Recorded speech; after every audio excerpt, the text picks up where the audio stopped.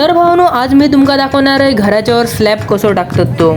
कामाक जाऊच्या अगोदर पेट पूजेसाठी समोसे आणला आणि आम्ही इलाव चौकेवाडीत दिल्याच्या नंतर खाली इल्याच्या नंतर ह्या ज्या घर दिसतात त्या घराला आम्ही स्लॅब टाकणार आहोत. मी तुमका दाखवणार आहे. चौकेवाडीत दिल्याच्या नंतर नाश्त्यासाठी जे समोसे आणलेले होते पहिले तर खाऊन घेतला आणि त्याच्यानंतर मालावर जे कागद होते ते काढून टाकला. स्लॅब घालणार आहोत त्यासाठी मालासाठी लागणारा सामान म्हणजे पहिला तर खडी, दुसरा तर वाळू आणि तिसरा तर सिमेंट. तर आज मी कॉलेज का सुट्टी मारून घराने होते तेव्हा हे म्हणाले की चल तुका घराच्या वर स्लॅब कसा घालतात तर दाखवतंय. मी तर स्लॅबच्या कामात पहिल्यांदाच इलेलं आहे, पण म्हटलंय कसं आता सगळ्या कामाचं आपल्याला एकदा तरी एक्सपिरियन्स घेऊन बघू कळू की कसा काय काम असतं आणि कसा काय करतात. जेव्हा मी माल तयार करतात त्यात वाळू, सिमेंट आणि खडी आधी कशी पण टाकूची नसता, घमेलाच्या मापाने तशी टाकून तयार करूची लागता. सिमेंट मालाच्या वर पसरून टाकल्याच्या नंतर ह्या तिघांनी मिळून या सिमेंट, वाळू आणि खडी मिक्स करू घेतल्याने तिघाजण हे मिळून माल मिक्स करीपर्यंत मी ड्रमात पाणी भरून घेतलंय. ड्रमात पाणी भरूक लय वेळ लागत होता म्हणून डायरेक्टच पाईपान आम्ही मालावर पाणी मारून घेतला.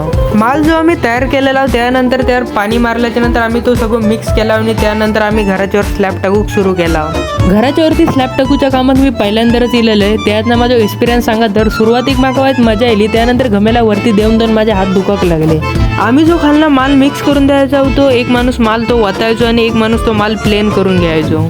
और स्लॅब टाकून झाल्याच्या नंतर आम्ही घराकडे जायत असताना माझ्या पायावर लक्ष गेलो तो बघते तर माझा पाय पाण्यामुळे अर्धो पाय आफ्रिकन अर्धो पाय रशियन झालेलो. दुपारच्या वेळी स्लॅब टाकून झाल्याच्या नंतर आम्ही घराकडे गेला आणि रात्री आम्ही इलाव चायनीज का. तर भावानो, तुमच्या भावाचा ह्यो ब्लॉग तुमका आवडलो तर तुमच्या भावा खात्यावर फॉलो करून घ्यावा.